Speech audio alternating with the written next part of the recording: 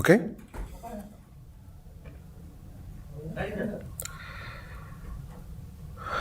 అందరికీ నమస్కారం. గ్రామీణ వాతావరణంలో నిరక్షరాస్యులు ఉన్న కుటుంబంలో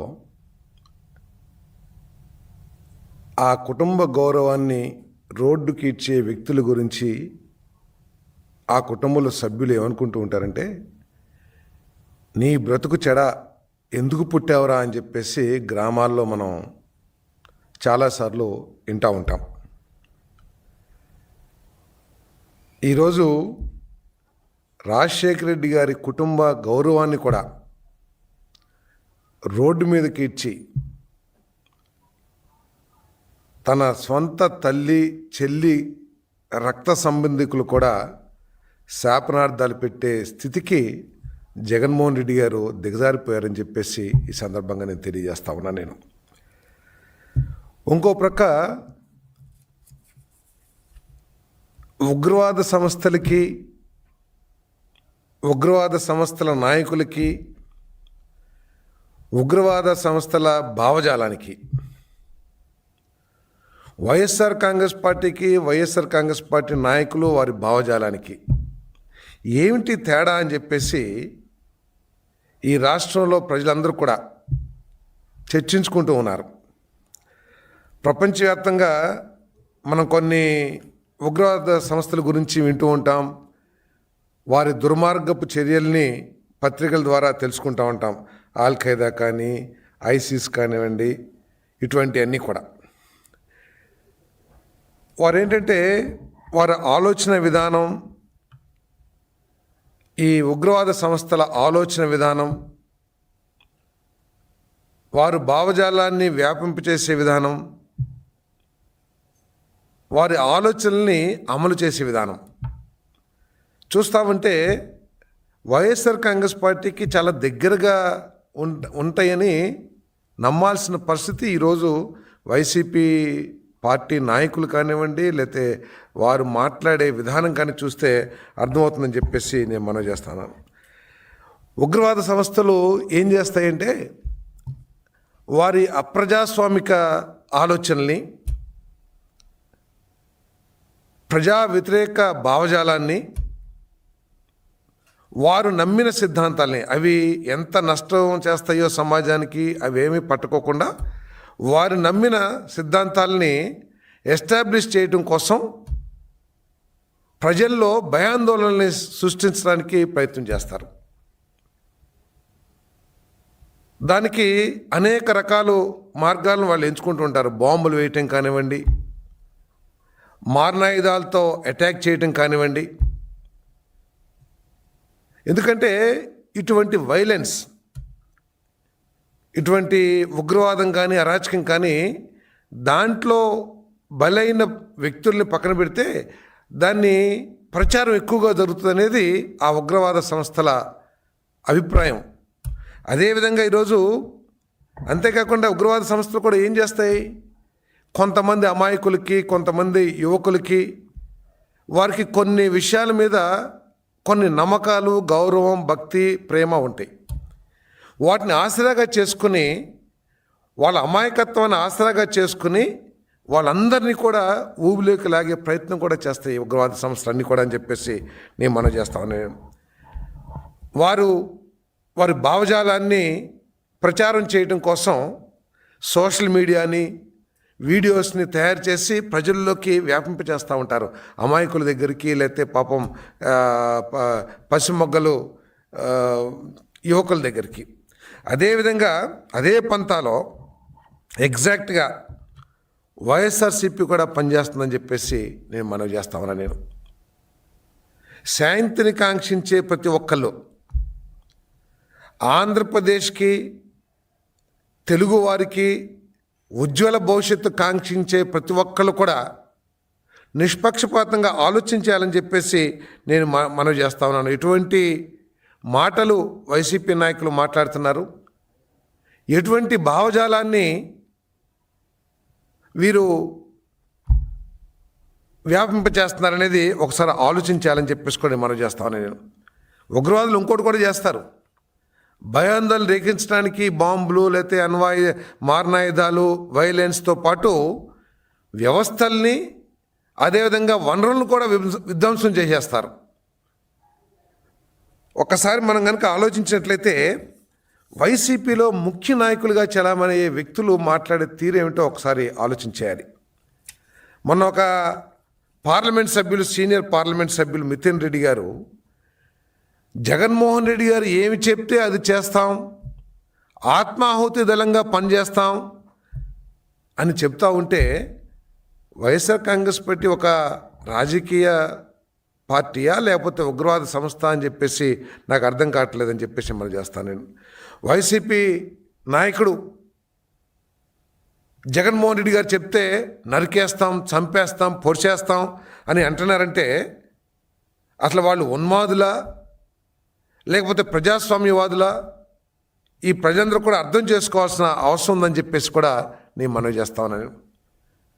వైఎస్ఆర్ కాంగ్రెస్ పార్టీ విధానంగా ఒకసారి ఆలోచన చేస్తే తమ స్వార్థం కోసం తన బాబాయి మరణాన్ని, తన తండ్రి మరణాన్ని కూడా ఒక ఆయుధంగా వినియోగించుకుందంటే ఎంత దిగజారి రాజకీయాలు చేసిందో ఒకసారి అందరూ కూడా అర్థం చేసుకోవాలని చెప్పేసి కూడా నేను మనవి చేస్తాను. నేను అందుకే నరుకుతాం, చంపుతాం, విధ్వంసం చేస్తాం అని చెప్తున్న పార్టీని గొడ్డల పార్టీ అని చెప్పేసి మేము అంటున్నామంటే వారి భాష కానివ్వండి అవన్నీ కూడా దాని మూలంగానే అంటున్నామని చెప్పేసి మీకు మనవి చేస్తామని. వైసీపీ పార్టీ అసలు ఉగ్రవాదులు కూడా ఈ విధంగా మాట్లాడరేమో, అంతకంటే కూడా ఘోరంగా మాట్లాడుతూ ఉన్నారు. రాష్ట్రాన్ని తమ స్వార్థం కోసం రాష్ట్రాన్ని వినాశనం చేస్తానికి కూడా ఆలోచిస్తలేదంటే ఒకసారి ప్రజలందరూ కూడా అర్థం చేసుకోవాలని చెప్పేసి ఎటువంటి ఉన్మాదంతో అంటే కేవలం అధికారం సాధించాలనే కాంక్షతోనే ఈ విధంగా మాట్లాడతారనే విషయాన్ని మనందరం కూడా అర్థం చేసుకోవాలి. ఆత్మాహుతి దళం అనేది మనం కాశ్మీర్లో విధ్వంసాన్ని సృష్టించినప్పుడు అక్కడ చనిపోయిన వ్యక్తుల్ని ఉగ్రవాదుల్ని కోట్ చేస్తూ ఆత్మాహుతి దళం అంటాం. కానీ ఇక్కడ ఆత్మాహుతి దళం అని చెప్పేసి జగన్మోహన్ రెడ్డి ఏది చెప్తే అది చేస్తామన్నారంటే అసలు వీళ్ళు ప్రజాస్వామ్యంలో ఉన్నారా లేకపోతే ఎక్కడున్నారని చెప్పేసి ఆలోచన చేస్తున్నాను నేను. ప్రజలందరూ కూడా ఆలోచించాలి.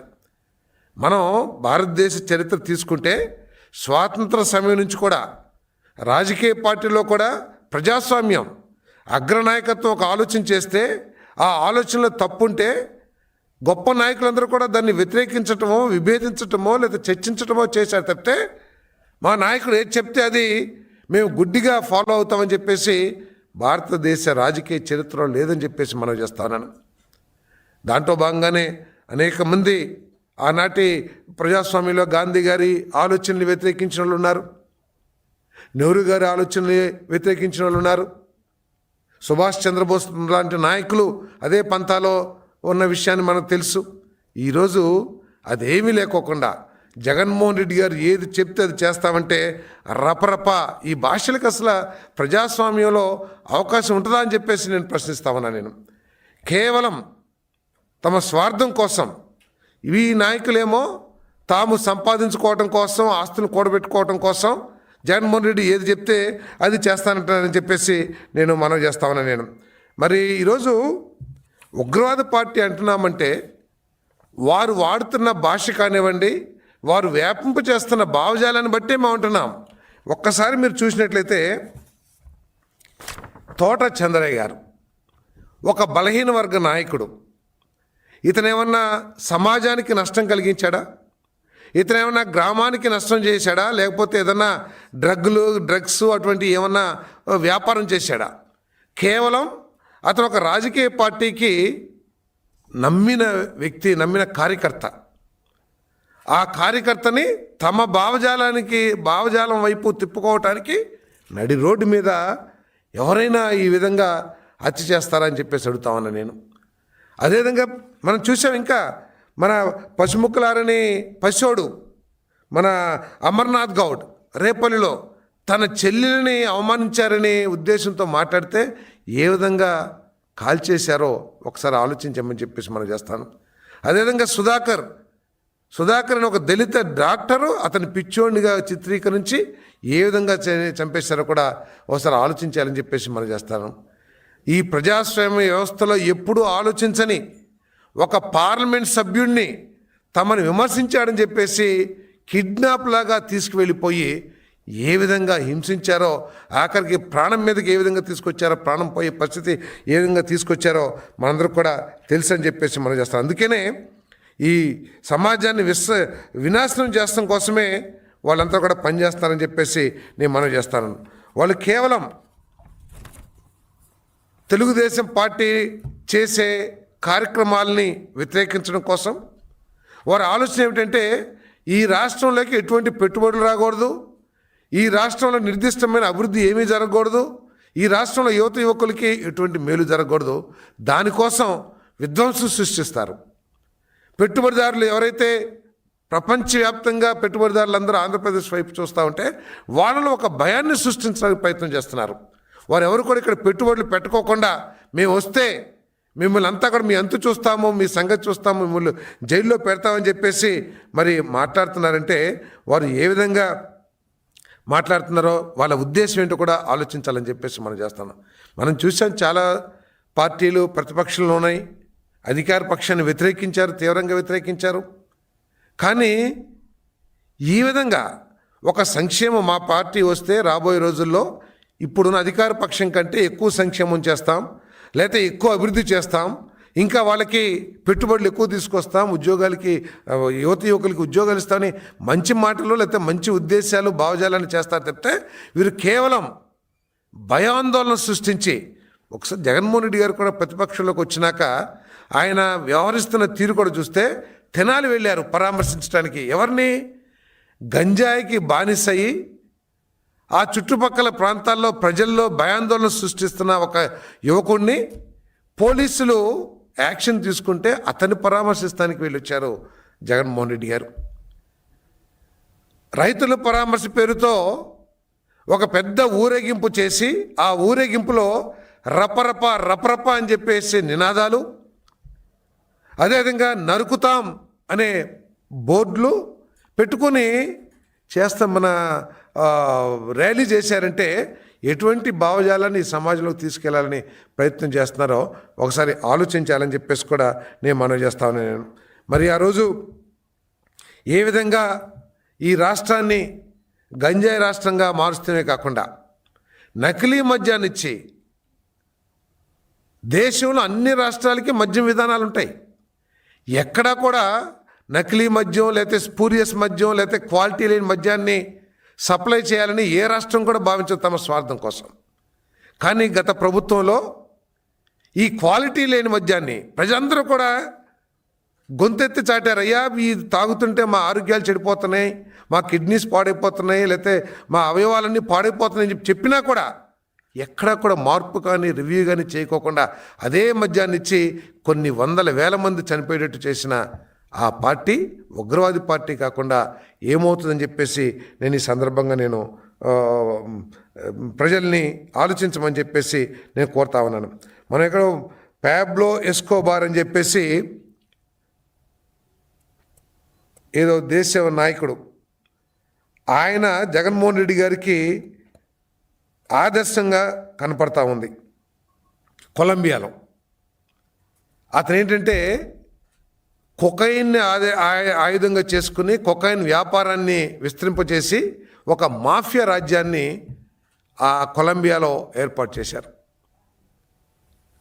ఆయన ఏదైతే సిద్ధాంతంతో పనిచేశాడో డబ్బు లేదా బుల్లెట్, ఇక్కడ డబ్బు లేదా అధికారం అనే సిద్ధాంతంతో వైసీపీ పనిచేస్తుందని చెప్పేసి కూడా నేను ఈ సందర్భంగా తెలియజేస్తా ఉన్నా. నేను కేవలం ఈ ఉగ్రవాద భావజాలాన్ని వ్యాపింపచేసి రాష్ట్ర ప్రజల్లో రాష్ట్రంలోకి వచ్చే పెట్టుబడిదారుల్లో భయాందోళన సృష్టించి ఈ రాష్ట్రాన్ని నాశనం చేయాలని ఆలోచన చేస్తున్నారు. ఇంకో పక్క అమరావతి సాధించుకున్నామని చెప్పేసి తెలుగు ప్రజలందరూ కూడా సంతోషంతో ఉంటే ఉగ్రవాద భావజాలం ఉన్న జగన్మోహన్ రెడ్డి గారు మాత్రం కొత్త పల్లవి ఎత్తుకొని ఆచరణ సాధ్యం కానీ ఒక మావిగన్ పేరు తీసుకొచ్చి ఈ రాష్ట్రాన్ని నాశనం చేస్తానికి ప్రయత్నం చేస్తున్నాడని చెప్పేసి కూడా నేను మనవి చేస్తా ఉన్నాను. కేవలం తనకి నచ్చని విషయాలన్నింటినీ కూడా విధ్వంసం చేయటమే. ఆయన ముఖ్యమంత్రి అయిన మొట్టమొదటిలోనే ప్రజావేదికని తనకు నచ్చలేదు కాబట్టి దాన్ని కూల్చేశాడు. ఆయన అధికారంలోకి వచ్చిన మొట్టమొదటిలోనే అమరావతి మీద తనకున్న ద్వేషాన్ని వెలిబుచ్చుతూ 3 రాజధానుల సిద్ధాంతాన్ని తీసుకొచ్చాడు. తనకి ఇష్టం లేని, తనకి వ్యతిరేకంగా మాట్లాడుతున్నారు, తనకి వ్యతిరేకంగా తీర్మానాలు చేస్తున్నారు, ఈ శాసనమండలిని రద్దు చేసేయాలని చెప్పేసి నిర్ణయానికి వచ్చి కొన్ని కారణాలతో మరి ఎందుకో కొంచెం వెనుక తిరిగాడు, మడవం తిప్పారు. రేపు తన చెల్లి ఆస్తుల విషయంలో తనకి ఇబ్బంది కలిగించిందనే ఉద్దేశంతో రేపు ఎన్టీ రామారావు గారు, మా ప్రీతమ నాయకుడు ఎన్టీ రామారావు గారు ఇచ్చిన మహిళలకి సమాన హక్కు ఏదైతే ఉందో దాన్ని రద్దు చేస్తానికి కూడా వెనకాడేమో ఈ ఉగ్రవాద భావజాలం ఉన్న వైఎస్ఆర్ కాంగ్రెస్ పార్టీ అని చెప్పేసి కూడా నేను భావిస్తున్నానని చెప్పేసి కూడా నేను తెలియజేస్తాను. దయచేసి ప్రజలందరూ కూడా ఆలోచన చేయాలి. ఈరోజు రాష్ట్రం అన్ని రంగాల్లో కూడా అభివృద్ధి చెందుతుంది. ఇటువంటి ఉగ్రవాద శక్తుల్ని అణిచివేయాల్సిన బాధ్యత ప్రభుత్వం మీద, ప్రజల మీద కూడా ఉందని చెప్పేసి భావిస్తా ఉన్నాను. మీరు వారికి తగిన బుద్ధి చెప్పారు 11 సీట్లు ఇచ్చి, కానీ భవిష్యత్తులో అసలు నామరూపాల్లోకుండా చేయాల్సిన అవసరం కూడా ప్రజలు ఆలోచించాలని చెప్పేసి కూడా నేను మనవి చేస్తాను. ఈ రాష్ట్రంలో మరి ఈ రాష్ట్రాన్ని దేశంలో నెంబర్ 1గా చేయడానికి ప్రయత్నం చేస్తున్న చంద్రబాబు నాయుడు గారి నాయకత్వాన్ని బలోపేతం చేయాలి. ఇటువంటి ఉన్మాద శక్తులన్నింటినీ కూడా నాశనం చేయాలని చెప్పేసి కూడా నేను మనవి చేస్తా ఉన్నాను.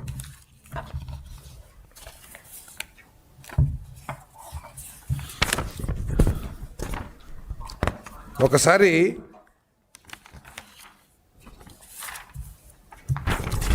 ఏ విధంగా 2019 ఎన్నికల్లో అధికారంలోకి రావటానికి వారి బాబాయ్ మరణాన్ని ఏ విధంగా వాడుకున్నారో ప్రజలందరూ కూడా ఆలోచించాలి. చనిపోయిన బాడీని చూస్తే ఏ విధంగా చనిపోయాడనే విషయం చిన్న పిల్లవాడికి కూడా అర్థమైపోతుంది.